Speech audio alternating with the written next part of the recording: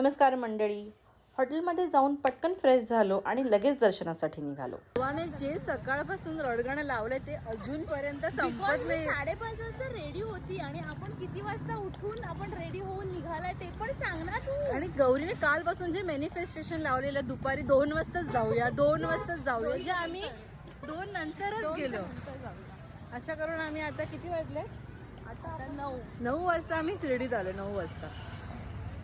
इथं एक वेगळीच एनर्जी आहे. म्हणतात ना, बाबा बोलवतात तेव्हाच आपण इथे पोहोचतो.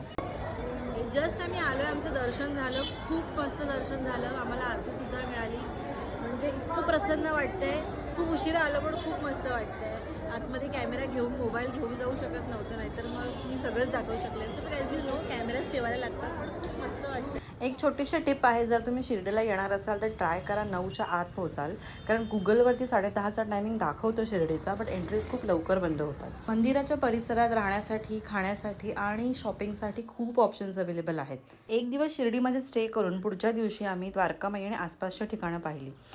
इथे असलेल्या प्रत्येकाच्या मनात साईबाबांविषयी असलेली श्रद्धा बघून सुद्धा कुठे होणारी परिक्रमा तुमची? 14 किलोमीटरची परिक्रमा आहे. शिर्डीला येताना लक्षात ठेवायच्या 3 गोष्टी.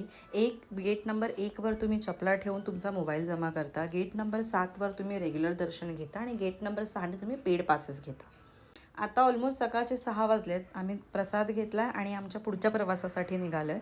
व्हिडिओ आवडला असेल तर नक्की लाईक करा, कॉमेंट्स करा, न्यू व्हिडिओसाठी सबस्क्राईब करा आणि आमच्या पुढच्या डेस्टिनेशनसाठी नेक्स्ट व्हिडिओची वाट पहा. तोपर्यंत स्टे ट्यून्ड.